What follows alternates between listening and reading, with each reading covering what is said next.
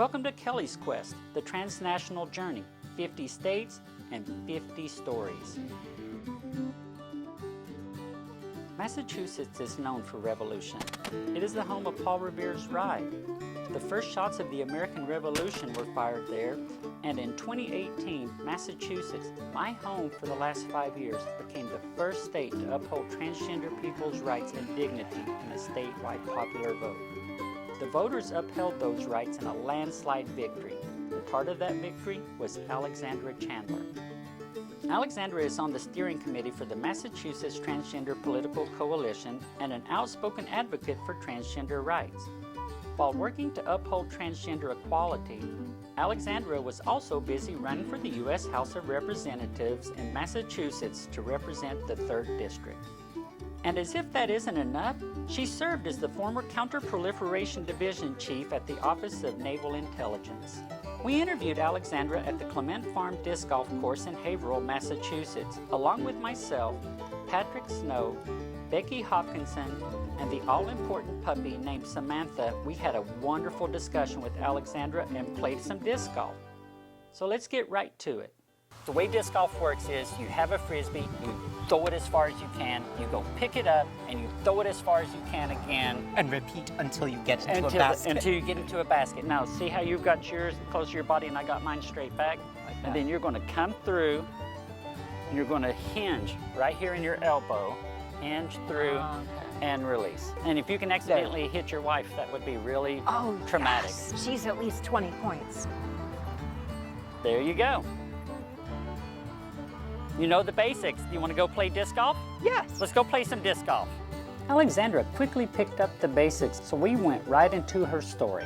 I was born in New Haven, Connecticut. Okay. And had mostly a happy early childhood, you know, a very kind family. As soon as I had contact with boys and girls and kind of started to think about gender, I remember something being a little off. But I just figured maybe that's just me, or maybe that's just everybody, and no one talks about it. It was only when puberty hit that I was sort of like, wait, whoa, no. The dreaded puberty. No. Reverse, full reverse. I became even more introverted. You know, I started out in early childhood being kind of a performer. Like I would love to do voices and impressions. And it got to a point where it almost became a defense mechanism, where it was like, I didn't want to talk as me. I wanted to perform in other roles. I became more and more withdrawn otherwise. Like I would always carry a book around just so that I could avoid conversation.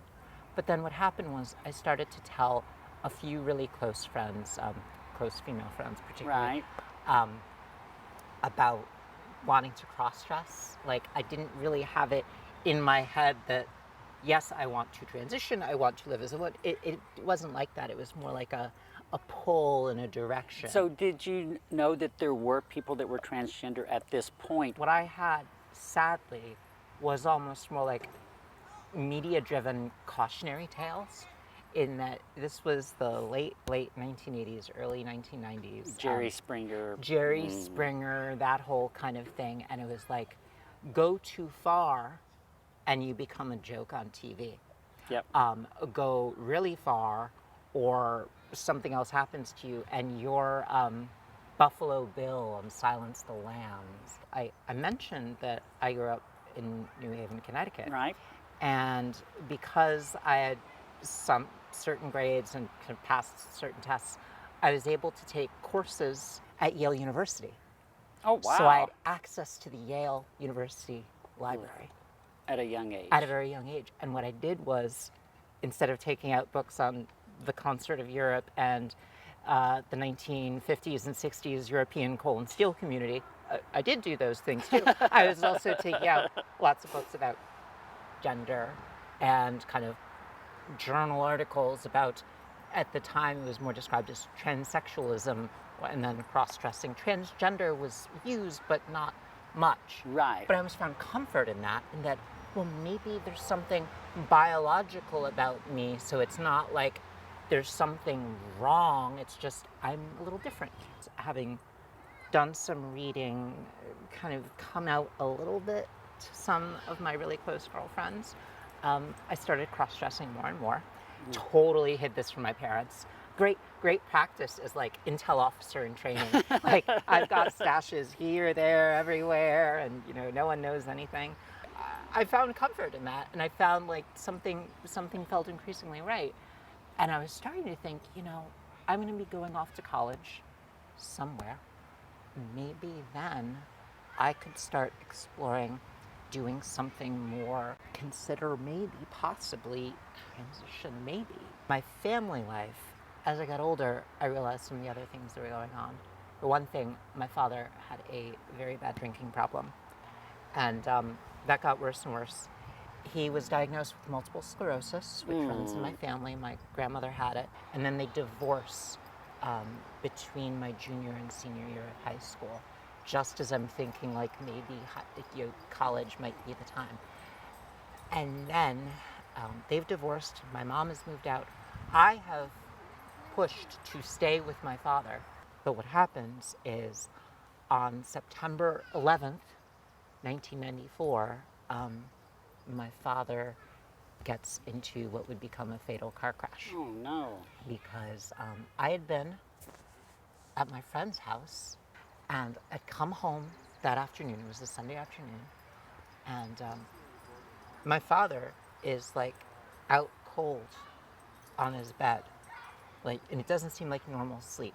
He eventually wakes up just as I'm thinking like, do I need to call 911 or something? Because again, he's breathing and all that, but it just something seems off.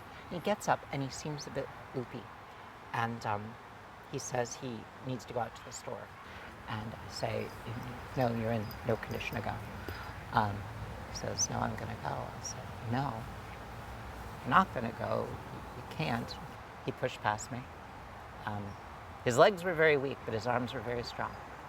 And he got into the car. And we'll never know if he deliberately swerved it off the road.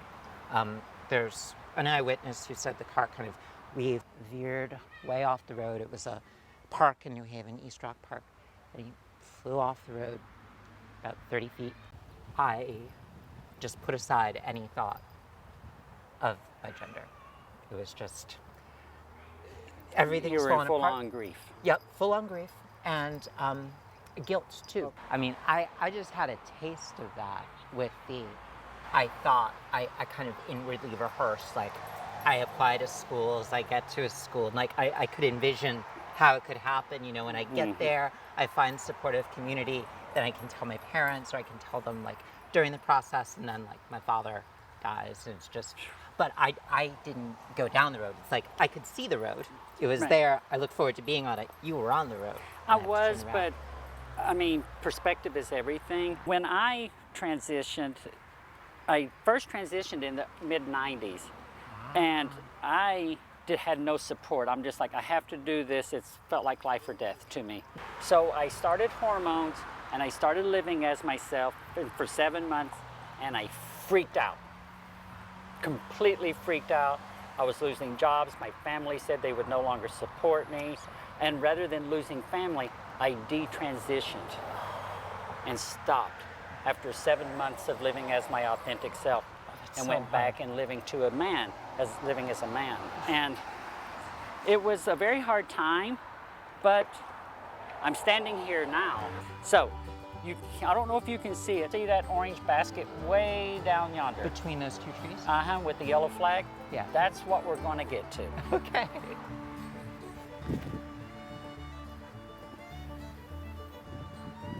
So you can throw them as a wheel also.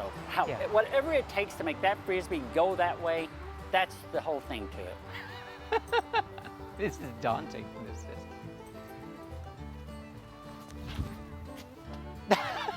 Right. Your first throw ever.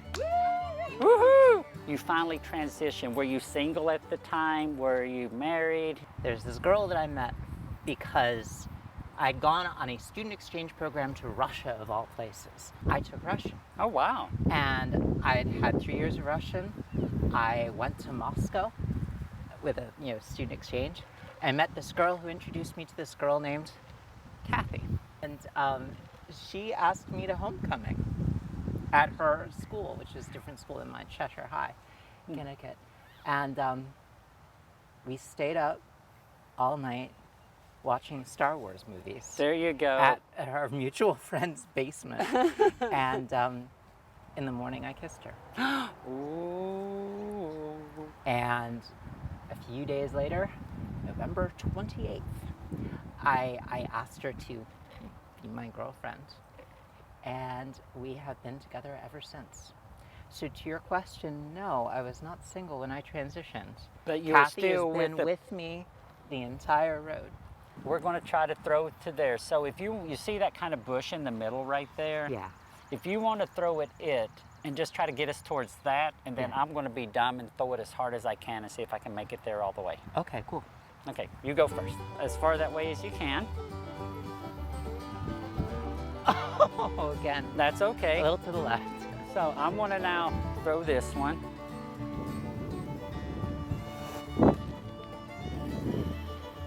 Oh. I think that was going to work if it wasn't for the tree.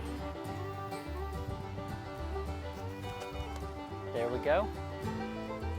Perfect. Well, I wouldn't go that far. We've moved down the path. Isn't that a great analogy for transferring? We're not there, but we've moved forward. I am missing a disc. Oh my goodness.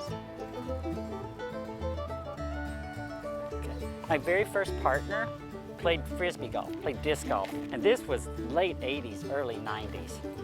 And I started playing then, and as I was out there on the disc golf course, I would start becoming my real self more. So we're down here, and the goal is to throw it in that basket. This is why I'm not like making hundreds of thousands of dollars, because this shot right here, you have to make it regularly, and I don't. No pressure. No pressure, but you can make hundreds of thousands of dollars if you get good at this. Go in. Oh, that's like probably closer than what I'm going to do, but oh. We tried, Yes. but I had to find a way to make my mind and body work together. And the only time that I found peace was playing sports, because my brain could say, body, hit this baseball, and my body would do it. When I talk to, over the course of the congressional campaign and through other things, I meet a lot of trans youth.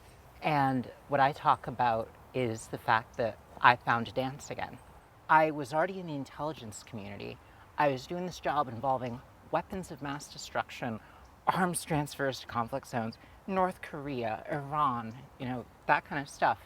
So it was great to have this place where I'm just learning how to make my hips go in a certain way, and that kind of focus and kind of connectedness with one's own body, it was wonderful for me.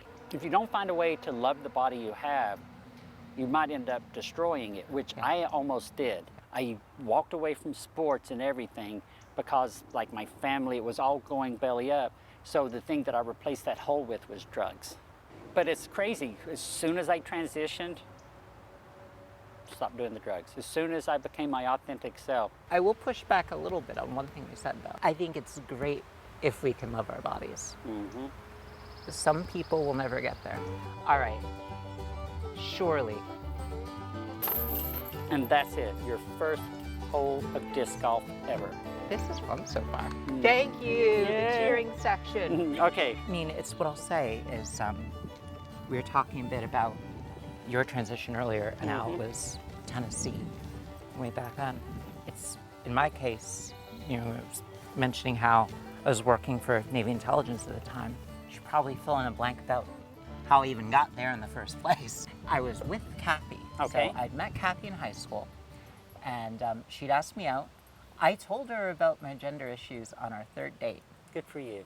Yep, because I may have been trying to push her away at the time, but subconsciously, but it didn't scare her off or anything. And she was kind of like, I'll take it a day at a time. We went off to college, and then we went to grad school, and we were in New York. I was in New York for law school. She was there for art history.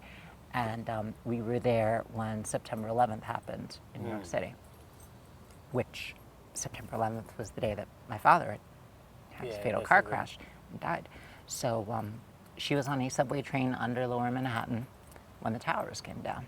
Oh my goodness. And I spent a few hours not knowing if she had made it.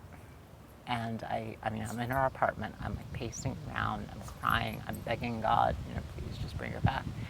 And then she calls me. She didn't have a cell phone, so she had to get to a payphone and call me and say, like, I'm okay. And I took that as some kind of answer, and I like bargained and given like my life, the universe, everything, to if she'd come back. So I decided not to go into international business law, and I applied to agencies with acronyms. CIA, FBI, ONI, all of these. Because of all of the background that you had already acquired just through your life. Yeah, I was a Russian speaker, and I had studied the Central Asian states. I'd done an undergraduate thesis, partially on their foreign policy, so like countries that end with Stan. So I applied, I got into the Office of Naval Intelligence.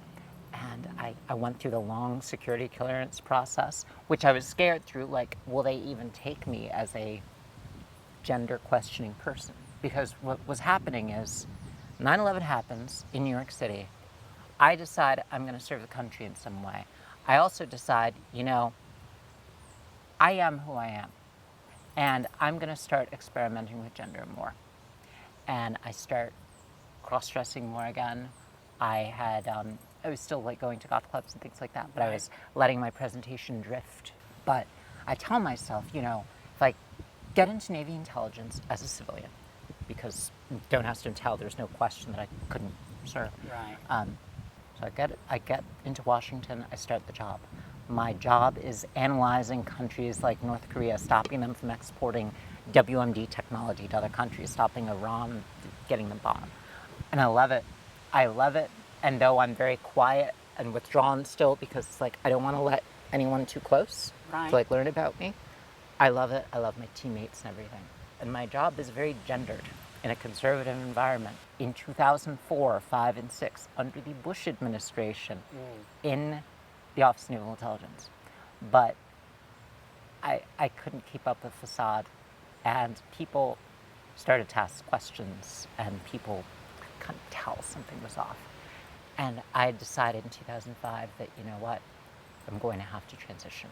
I go on hormones. I figure, I'm starting this process, but I'm going to have to leave Navy intelligence. There's no way they're going to want to keep me.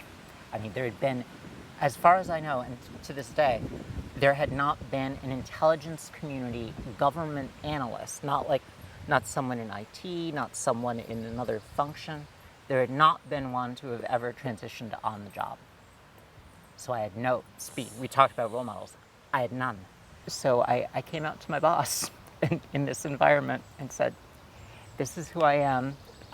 So how long had you been there when this date? 2 years. 2 years when you told your 2 boss? years.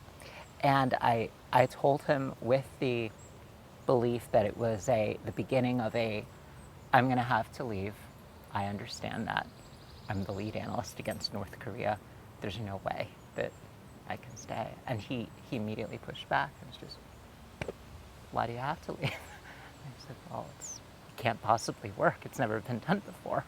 And I said, well, somebody has to be the first. Right. Why does it have to be me?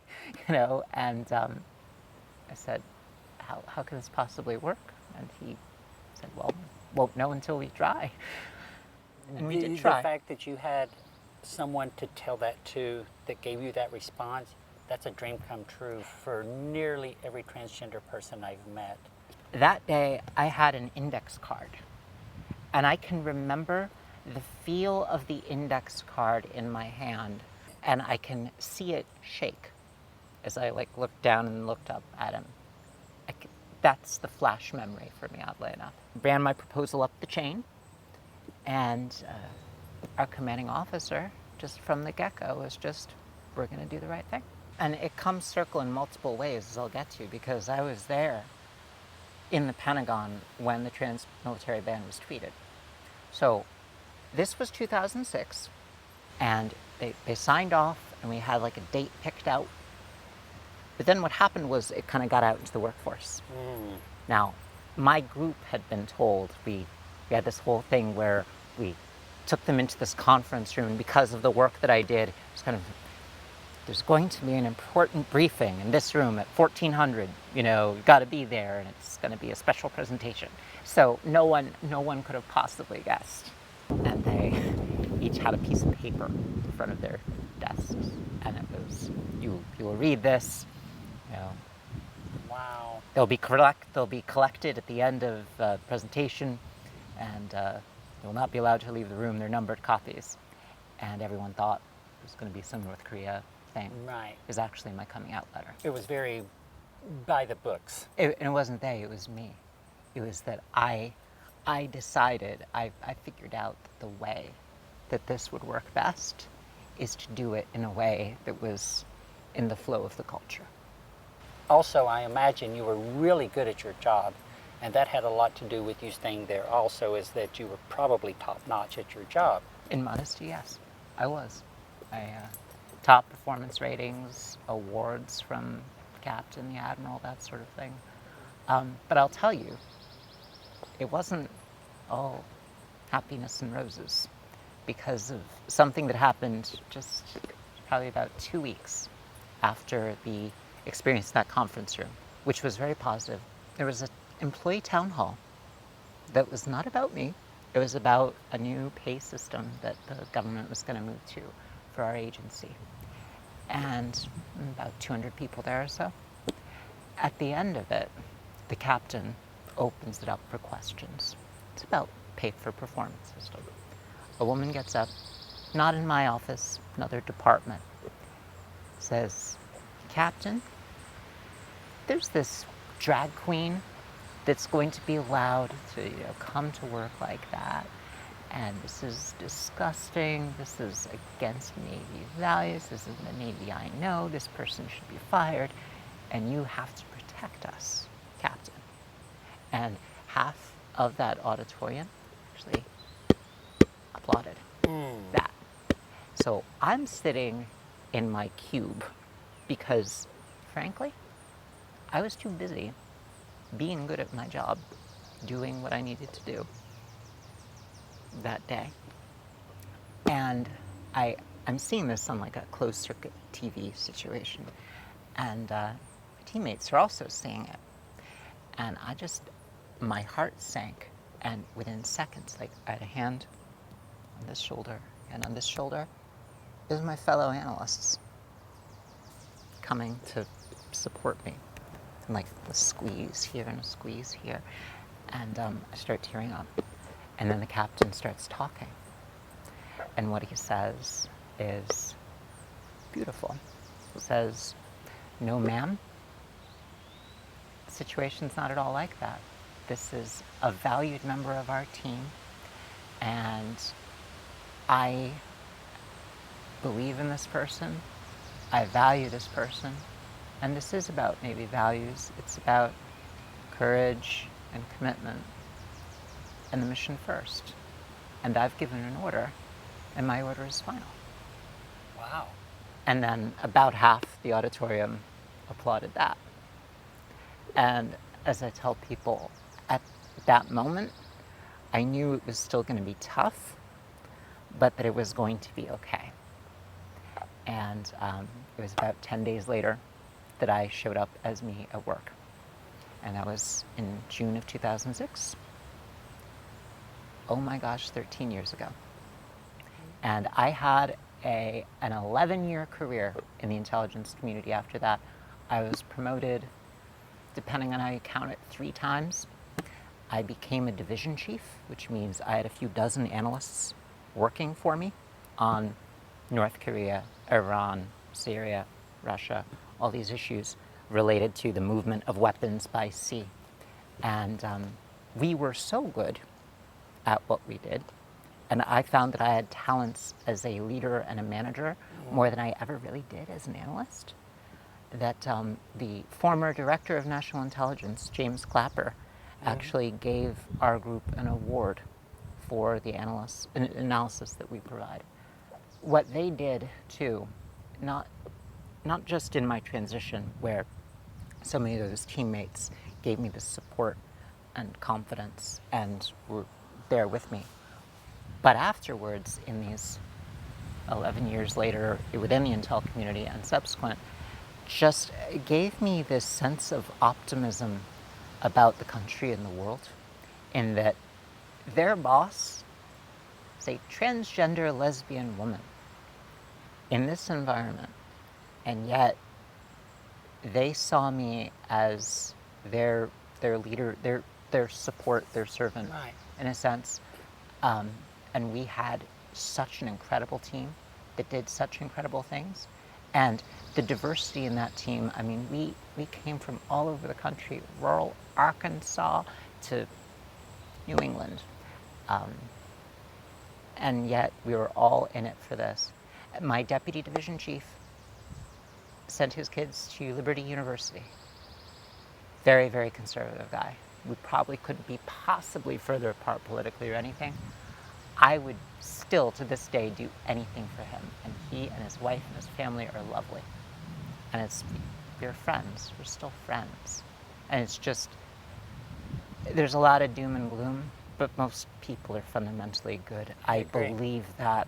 And I don't just believe it. I've seen it. I've lived it. This sense of just being out there in service in some way.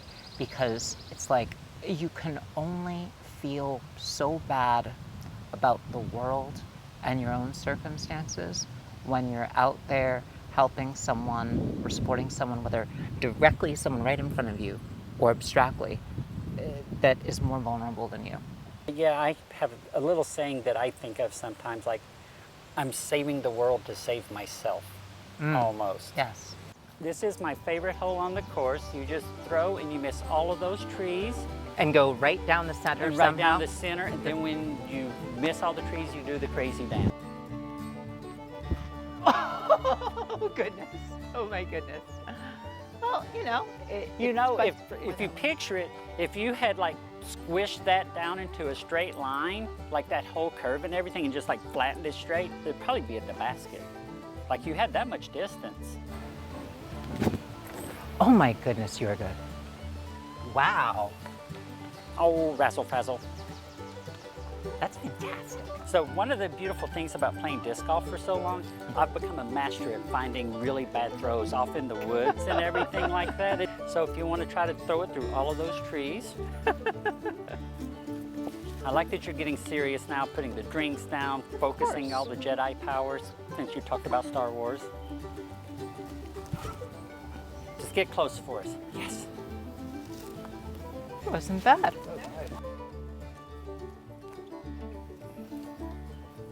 I figured since you were so close, I might as well go do silly stuff.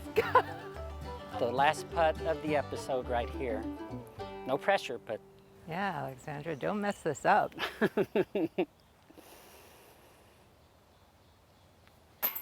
There we go. Disc Golf 101. Thank you so much for playing this with me, Alexandra. Alexandra's story was amazing, and her excitement to learn and play disc golf was wonderful. I'm looking forward to throwing with her again in the future. I'm going to start a tradition of having people sign this. You are my first guest, and I would be honored if you would be the first signature on this for me. You know, I had a lot of people sign a lot of things to get me on the ballot for Congress. I'm very happy to do this.